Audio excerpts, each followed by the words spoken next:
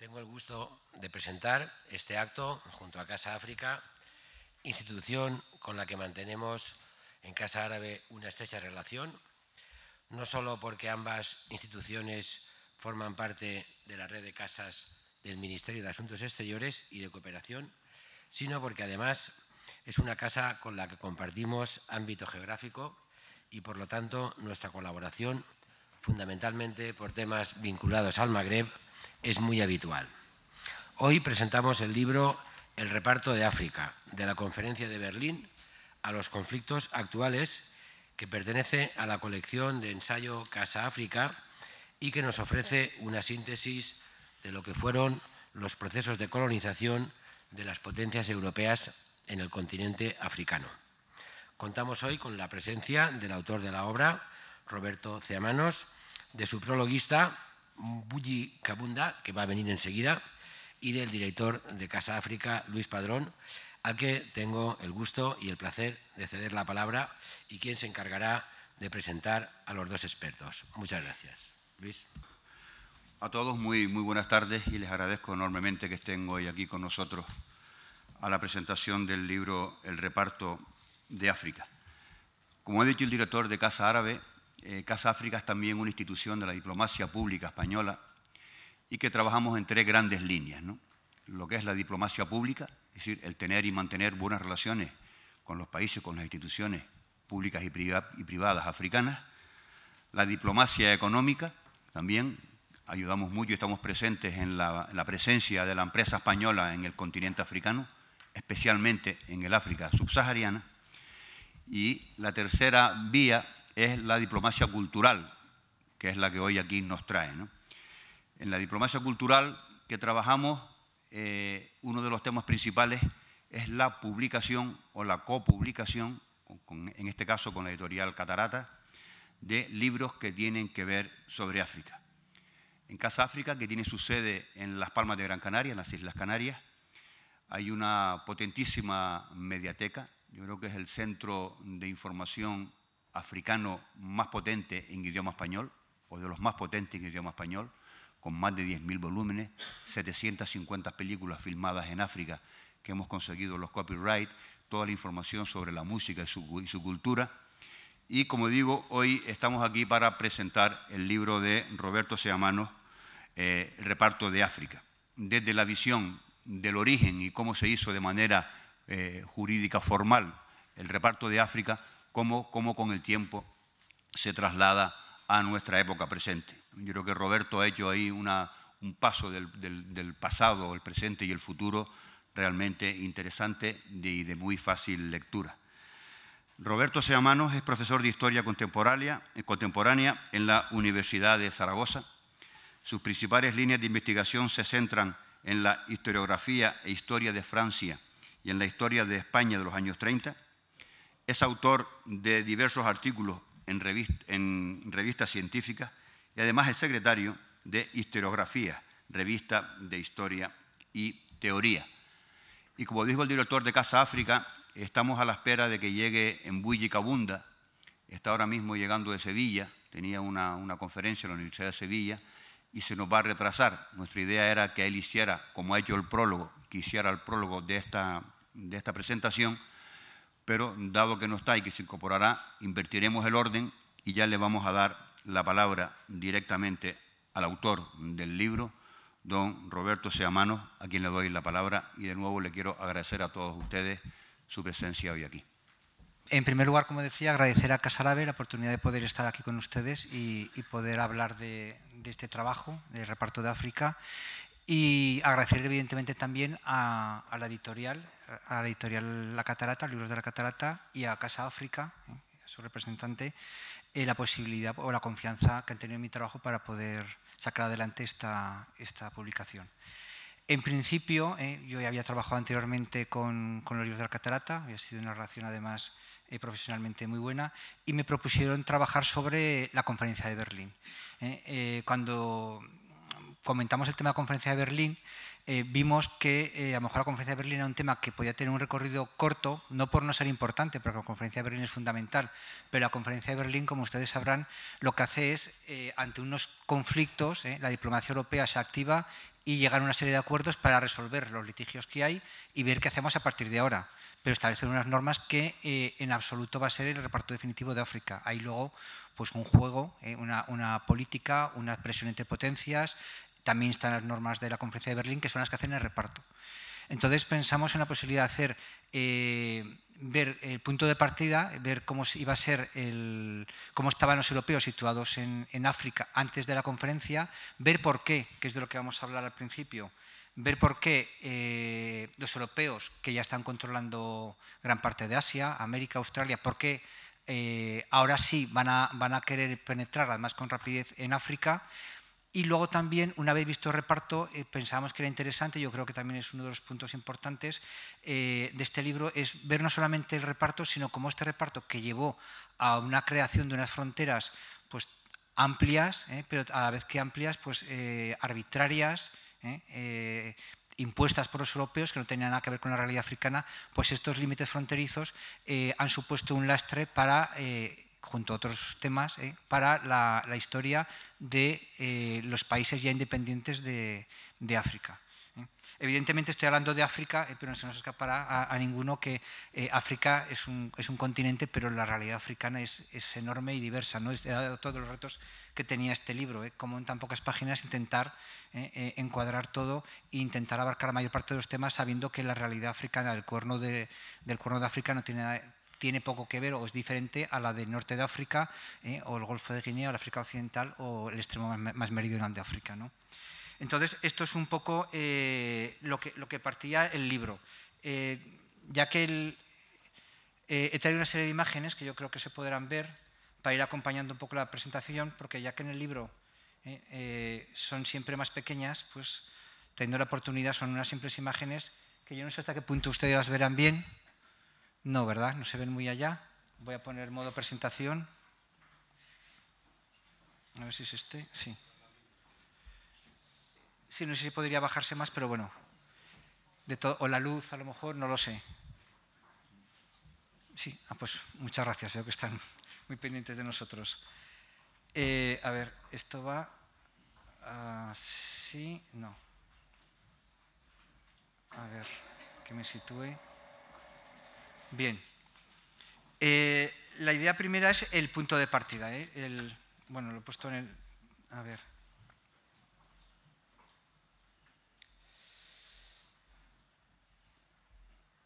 Bien, no estoy acertando. Es que no quería presentación, sino ir una a una. Y ahora... No, bueno, si las dejo así, ¿ustedes lo ven bien?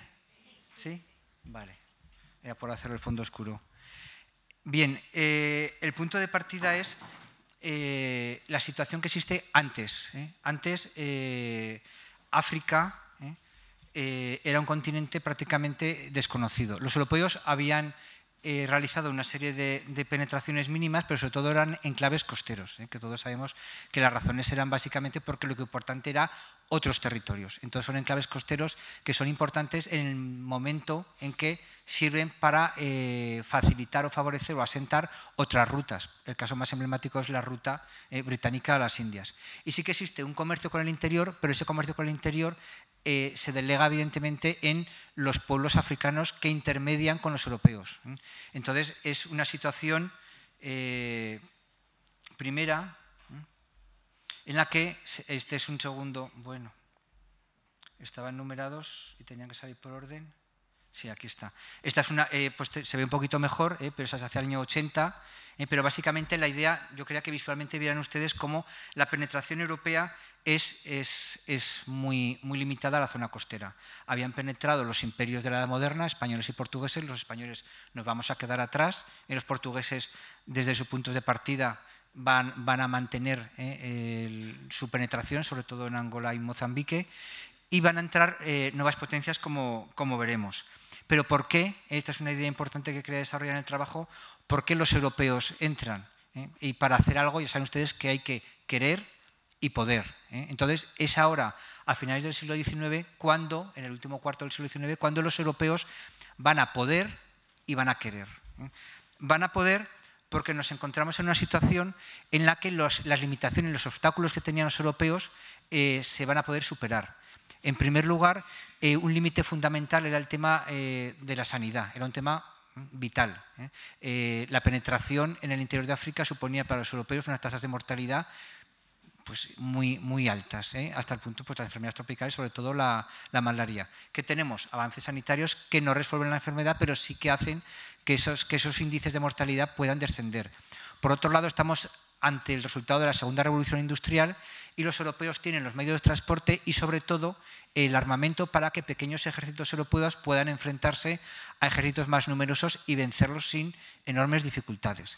Entonces nos encontramos con que los europeos pueden. Además, a nivel sobre todo apoyados por sociedades geográficas, se va descubriendo, ustedes les sonarán los nombres más famosos, Livingstone, Stanley, hay bastantes más, pero se va conociendo el interior de África. Entonces, digamos que ya los europeos pueden, los avances sanitarios, los avances militares, la revolución de los transportes, los europeos pueden, pero es que además ahora sí que quieren penetrar. Nos encontramos a finales del siglo XIX, esto es un tema de historia europea, ahí tenemos una crisis finisecular muy importante en Europa y África va a dar una serie de soluciones a estos problemas. África supone la posibilidad de encontrar mercados donde vender la producción europea, donde poder invertir el capital europeo. A su vez es el lugar donde podemos encontrar materia prima muy barata, porque ocupamos el territorio, mano de obra.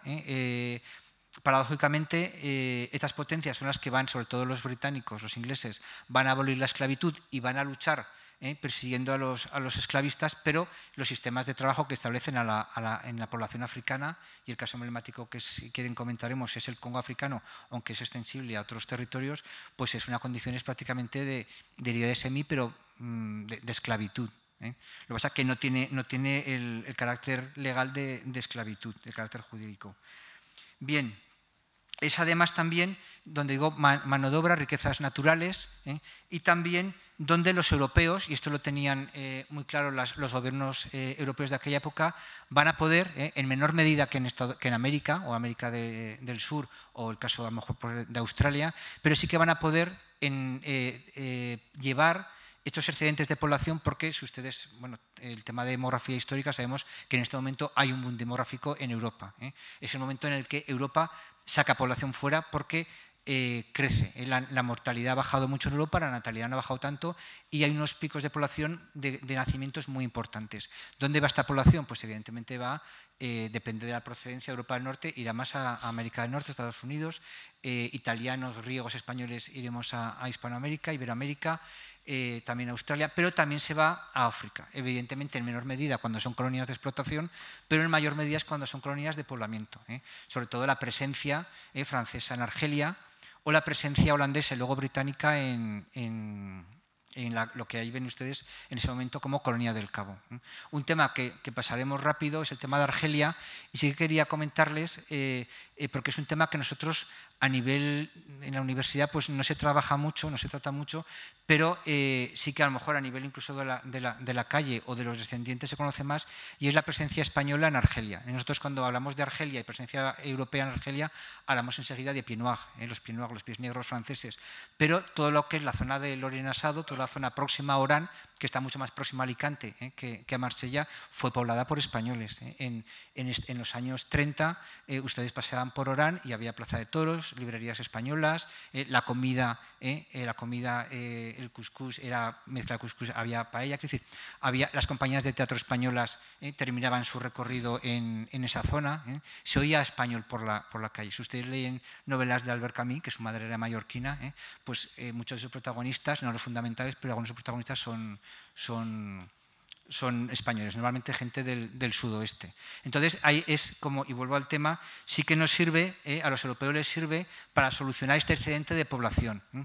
Y por último, es también un proyecto exterior que unifique. Y esto es una cosa que surge, bueno, son temas a lo largo de la historia que son fundamentales. Tenemos que tener un objetivo común exterior y eso nos puede unir. La unificación alemana e italiana, pues si tienen un proyecto nacionalista exterior, pues eso les va a unir más.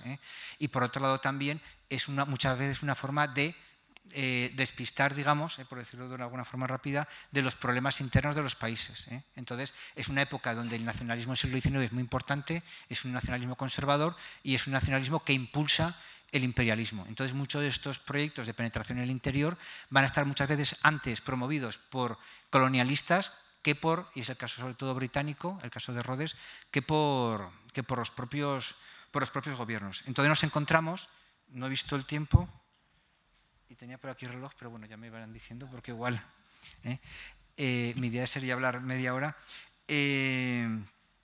Como decía, es la idea del nacionalismo de un proyecto exterior, del nacionalismo europeo. Entonces, sí, como decía, los europeos pueden y quieren. Entonces, se lanzan, pueden y quieren, y se lanzan a la carrera de África. Ellos además se justifican. Es el tema del filantropismo, un filantropismo evidentemente fariseo falso. Nosotros somos una civilización superior, nos vemos obligados a llevar nuestra cultura, nuestra religión a estos países, igual que los españoles o portugueses a América. Entonces, son razones filantrópicas, evidentemente.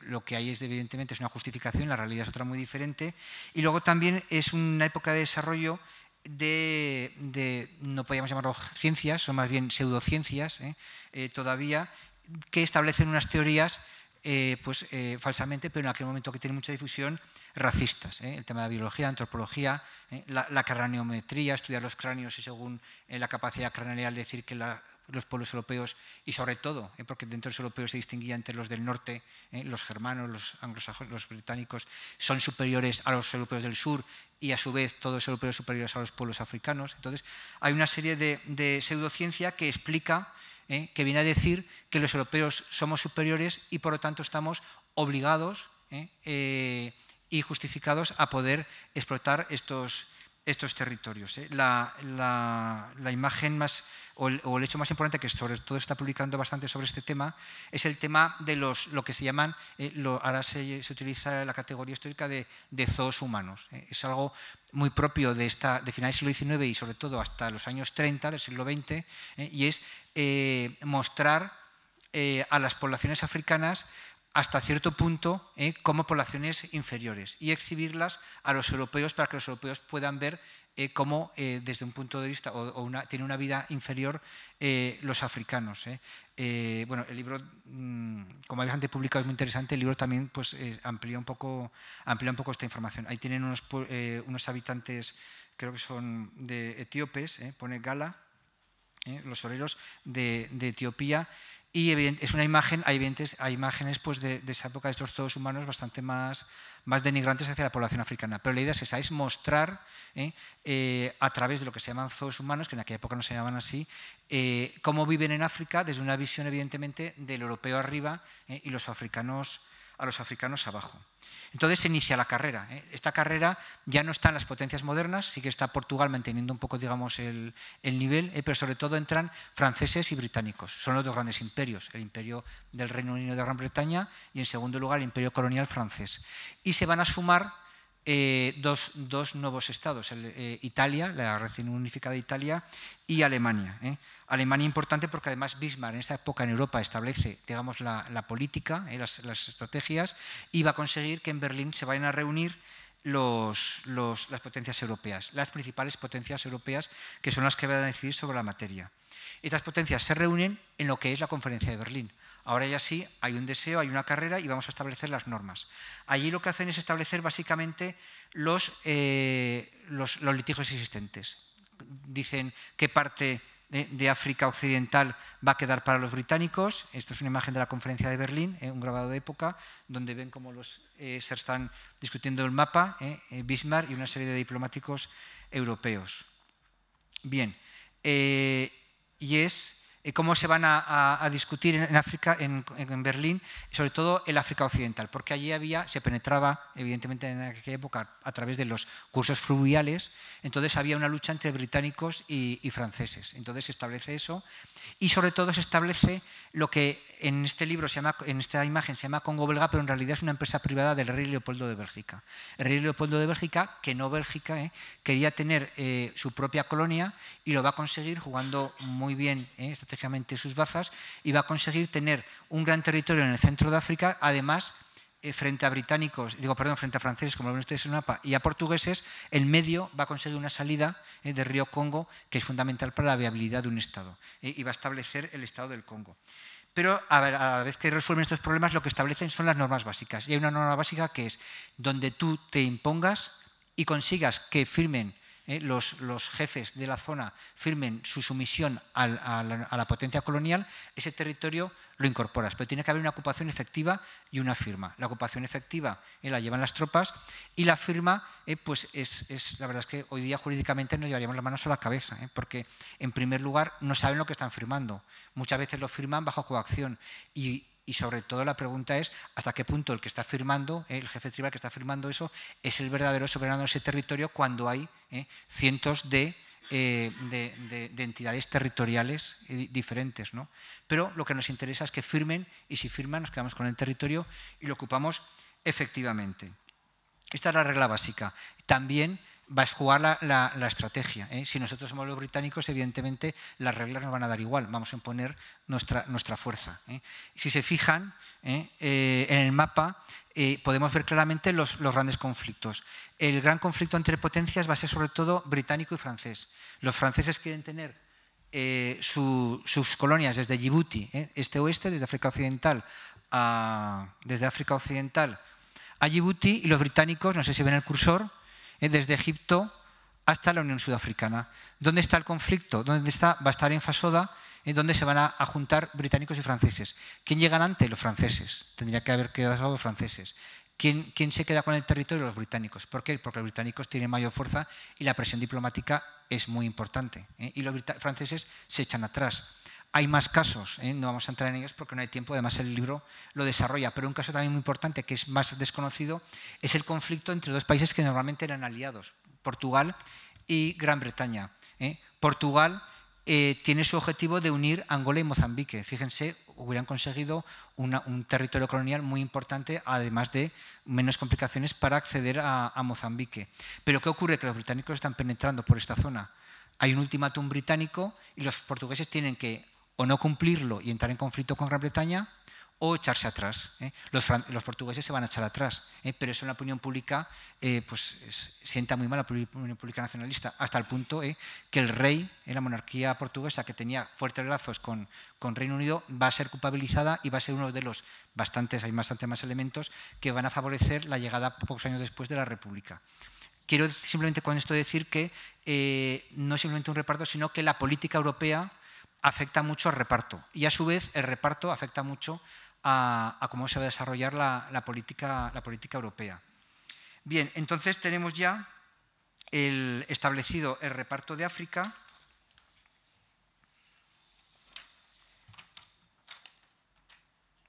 Y se va a imponer la diplomacia. Si ustedes se fijan, y podemos ir viendo por todo el mapa, no va a haber conflictos.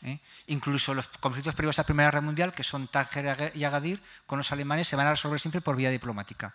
El único conflicto, que es más bien puntual, aunque es un conflicto grande y sangriento, es en el sur, entre boers y sudafricanos.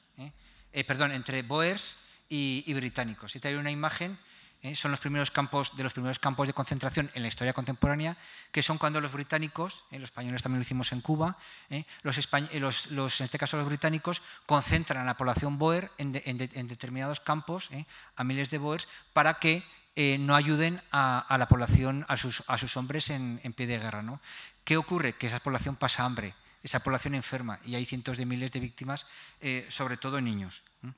Pero es el único conflicto que va a haber abierto entre europeos. Todo lo demás se resuelve por la diplomacia. Hasta el punto que en el año 14, fíjense qué poco periodo, estamos hablando de Berlín, finales de los años 80, pero en el año 14 prácticamente África está ya repartida. Entonces, cuando decimos carrera, evidentemente sí que es una carrera. África se reparte pronto. Sí que es verdad que el año 14 hay una Primera Guerra Mundial y cambiaría el mapa en el punto en que los alemanes pierden sus potencias. Pero es un tema concreto, importante pero concreto, pero lo que se reparto ya está. África está repartida, salvo Liberia, que tendríamos mucho que decir también, porque Liberia, yo creo que las dos ideas claves que ustedes conocerán es una importante, que es un Estado creado por antiguos esclavos manumitidos, esclavos libres americanos, estadounidenses, pero por otro lado, y esa es la paradoja, y es que hasta hace muy pocos años esta población que llega de Estados Unidos, que impone su gobierno al resto de la población africana, lo que va a hacer es no racismo en el sentido de raza, pero sí va a establecer nosotros, esta minoría, gobernamos y el resto de la población africana queda fuera. No tienen derecho a voto, no tienen acceso a muchos aspectos, ¿no? Y va a ser esta minoría hasta avanzado la segunda mitad del siglo XX la que va a gobernar por encima de la mayoría de población africana. Ese es el caso de Liberia, que tampoco se salvaría de los comentarios. Y el segundo caso de Etiopía, que evidentemente queda libre, pero saben ustedes que en la Segunda Guerra Mundial, y quitándose una espina, la espina de... ya me saldrá el nombre de... El desastre colonial italiano es Adua, sí. La espina de Adua, del final del siglo XIX, pues Mussolini ocupa Etiopía. Nosotros hablamos siempre de nuestra Cuba y de la crisis de Cuba, pero muchos países europeos tienen su gran debacle. La debacle francesa, la derrota frente a los prusianos, el desastre italiano en Addis Abeba, cuando los italianos se preguntan cómo nosotros con un ejército, siendo europeos, civilización superior, ejército superior, eso es lo que piensan ellos, hemos sido derrotados por un ejército de africanos, de etíopes, ¿no? Esto también suma al reciente reino de Italia en una crisis, ¿no? Bien, pero digamos que está repartido salvo estos dos territorios. Un aspecto importante que trabaja el libro en este punto es que esta ocupación evidentemente va acompañada de una importante carga de violencia. Como toda conquista colonial, va acompañada de una importante carga violenta. Esta es una imagen de los pueblos hereros, los Namaqua y los Herero, en lo que era la África occidental francesa, lo que luego sea Namibia, hoy ya Estado independiente, pues los alemanes llevan una política, y aquí viene una polémica que hay siempre con los historiadores, con los herederos de las víctimas, porque todo el mundo quiere, digamos, que su debacle, su masacre, su drama tenga la mayor categoría posible. Saben ustedes que la mayor categoría posible es el genocidio, porque entonces nos comparamos al caso judío. Entonces, hay importantes discusiones, y luego si acaso lo podríamos comentar, porque claro, hasta qué punto la esclavitud, el tráfico de esclavos no es un genocidio, evidentemente es un crimen contra la humanidad, pero cuando hay un genocidio es cuando hay una voluntad de eliminar una población. El trato inhumano a la población africana para llevarlo a América no es eliminarlo, porque los tratan como mercancía, no quieren perder la mercancía, no la cuidan, tienen alta tasa de mortalidad, pero no es el caso. En cambio, en Namibia sí que está demostrado, como también el caso polémico hay otros casos, por ejemplo el armenio, que sí que hay una voluntad por parte del ejército colonial alemán de eliminar físicamente a la población africana, en este caso los Herero.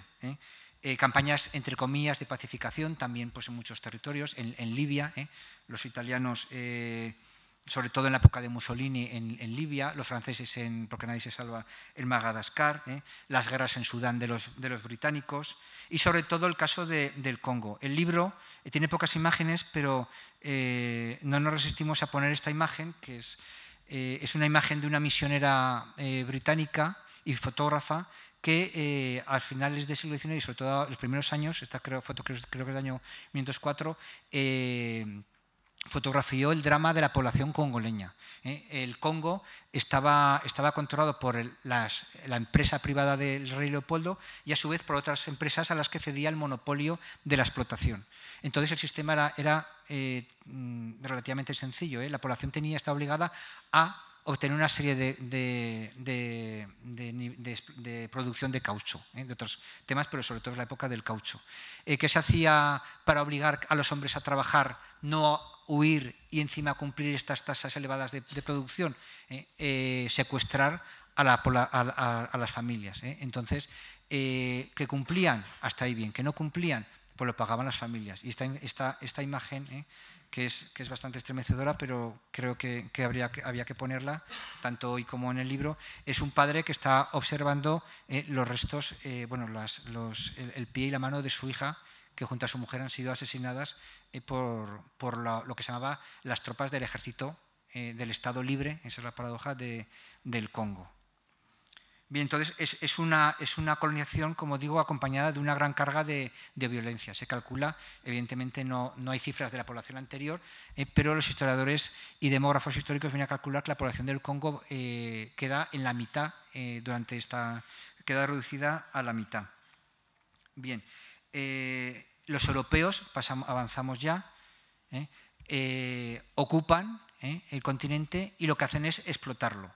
Y esto es uno de los hándicaps que va a tener luego estos nuevos estados independientes, que las infraestructuras que crean, que evidentemente son útiles, pero están dedicadas únicamente a, desde el punto de partida del centro de explotación, la plantación, o si es silvestre, pues la selva, sacar directamente la producción. Entonces las carreteras, las estaciones de ferrocarril, estas se ve mal, pero aquí pone Brazzaville, es del año 32, pues lo que tiene el objetivo de las infraestructuras es sacar la producción del interior directamente a puerto y de ahí a Europa. Entonces son infraestructuras que evidentemente pueden tener su importancia porque son un embrión de infraestructuras, pero están directamente ligadas a la explotación, a la salida de la riqueza a puertos y luego a Europa.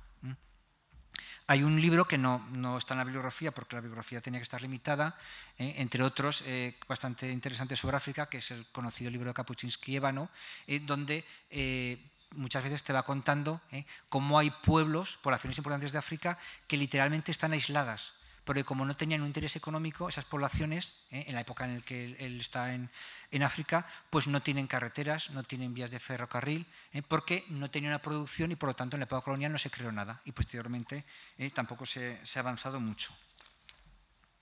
Bien. Surgen pues estos nuevos estados y avanzamos ya.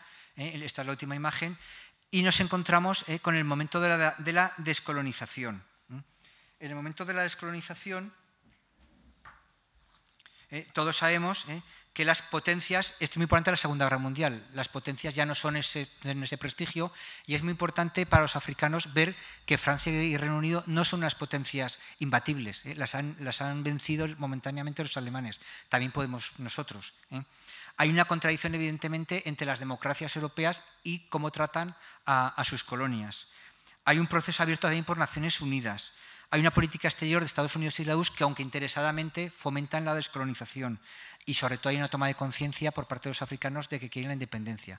Y todo eso lleva a lo que ven ustedes ahí, que es el África independiente.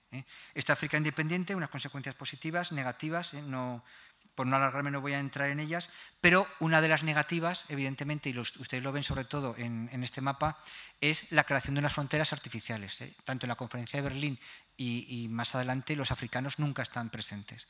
Entonces son unas fronteras que son creadas artificialmente y que el drama de ellas es que separan a etnias que tienen una misma identidad, evidentemente, y a su vez agrupan a etnias que son contrarias. Además, ustedes sabrán por el tema de Ruanda, de Burundi y de otros lugares, o de Uganda o de otros países, cómo los europeos instrumentalizan y avivan estos enfrentamientos para, divide et impera, divide y vencerás, para conseguir controlar los territorios. Entonces, esta situación, estas fronteras arbitrarias, se van a mantener. ¿Qué se podía haber hecho? No mantenerlas. El tema es debatible, pero claro, eso es ciencia o historia ficción, ¿no? Se establece el principio de la intangibilidad de las fronteras, es decir, las fronteras tal cual estaban en las colonias, las vamos a dejar. Si no se hubieran dejado, probablemente los problemas hubieran sido importantes, más que los que ha habido después. Pues eso no se puede saber. Evidentemente, las fronteras son las que hay, salvo en el caso de Eritrea y de Sudán del Sur. ¿Qué ha supuesto esto?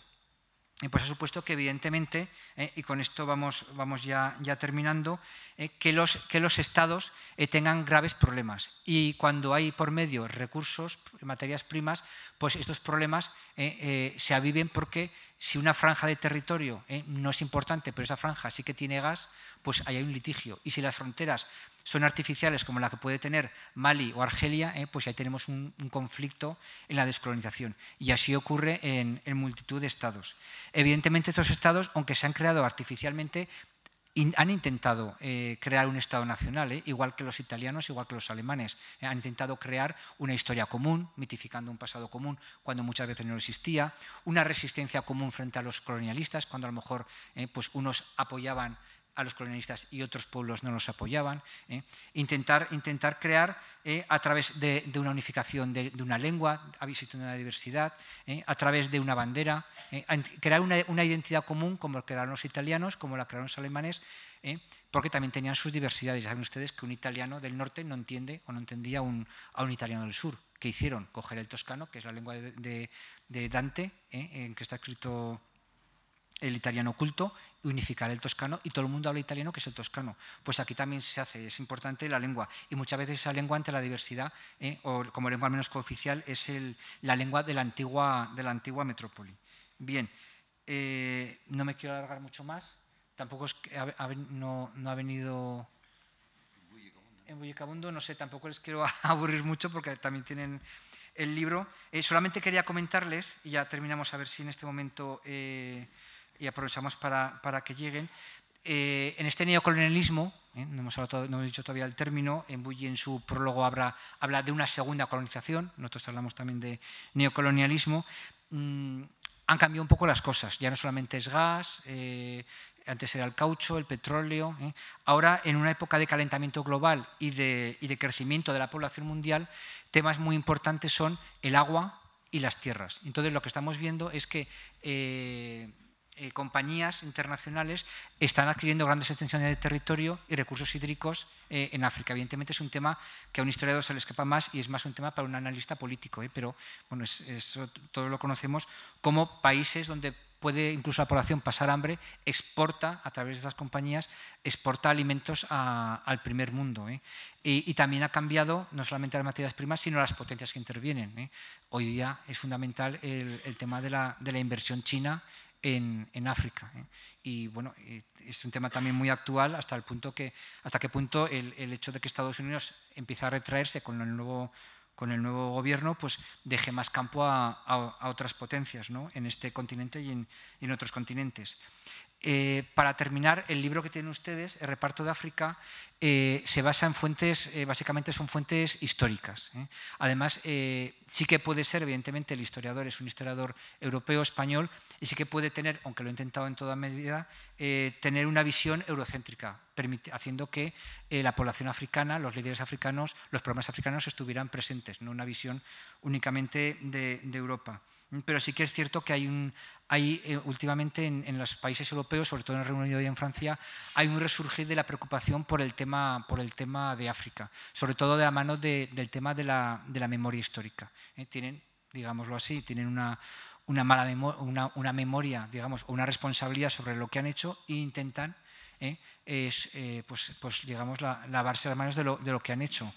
Y evidentemente también los herederos de estas poblaciones que han sufrido esta violencia que comentábamos en la intervención, pues piden un reconocimiento y una indemnización.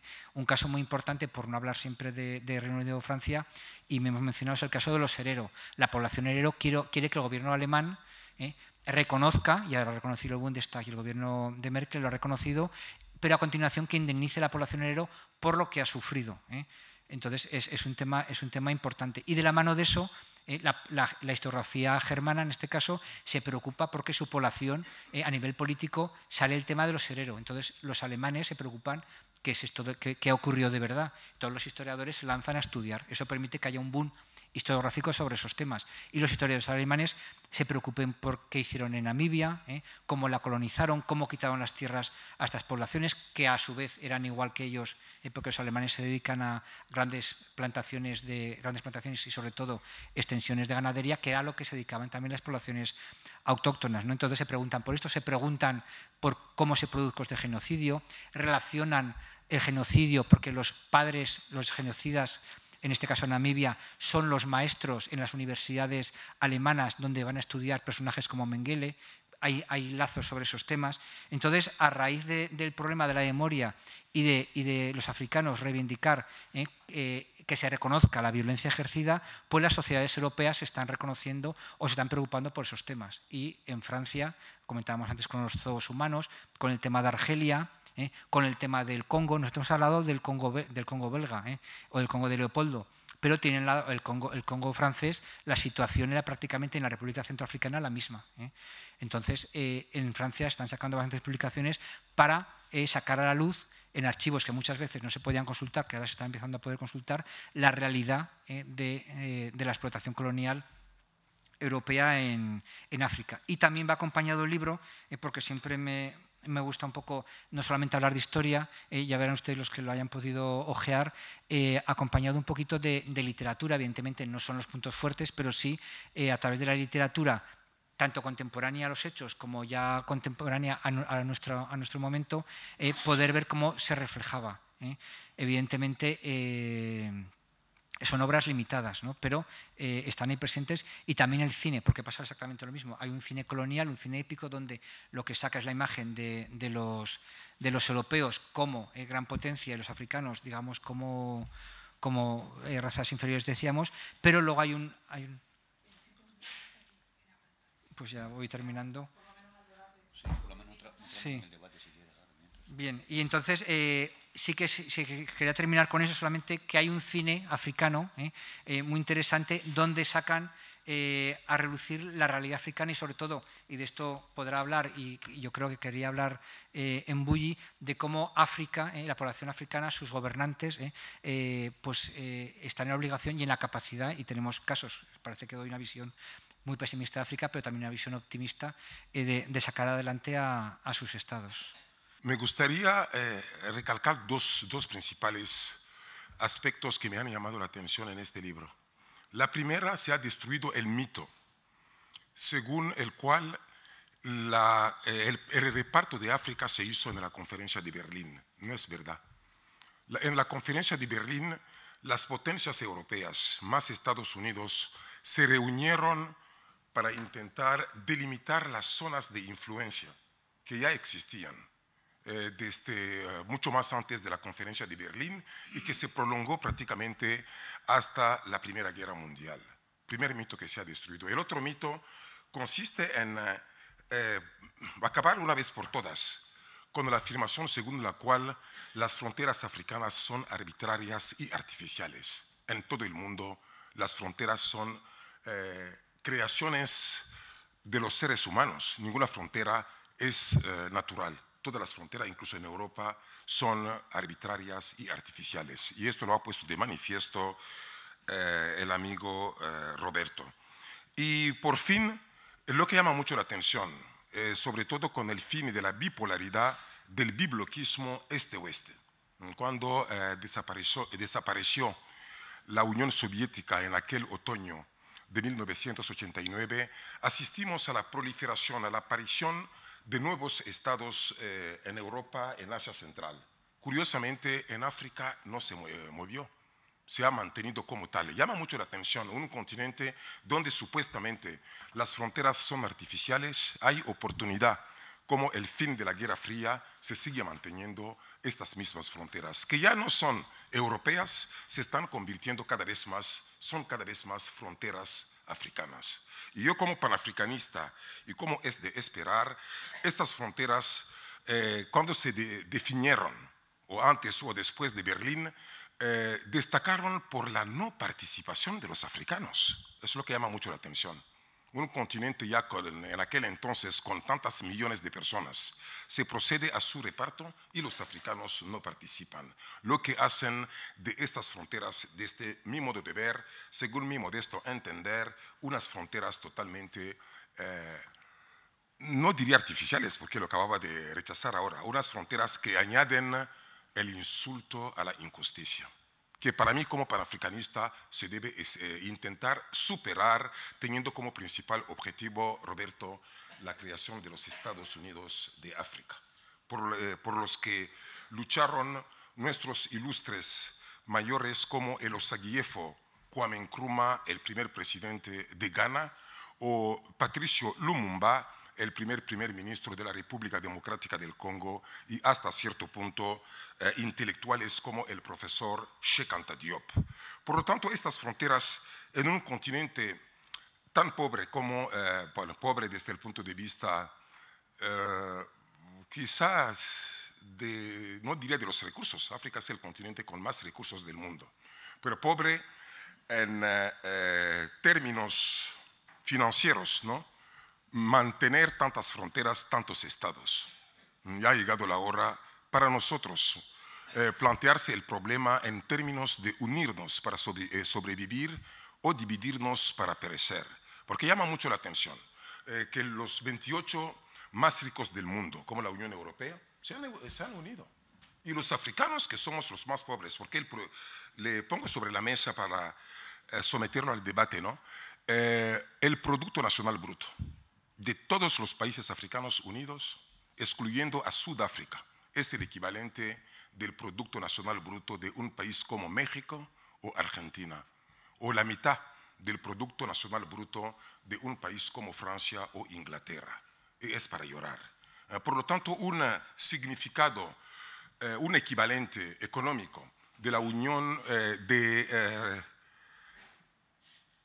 Inglaterra o Francia dividido en 54 estados, esto va en contra de la racionalidad más elemental. Por lo tanto, una vez más, Roberto, muchas gracias por este análisis tan serio, tan profundo que he leído y le he recomendado a mis alumnos. Y para muchos de ellos ya es un libro de cabecera. Una vez más, muchas gracias y estoy a vuestra disposición si hay una u otra aclaración. Muchas gracias.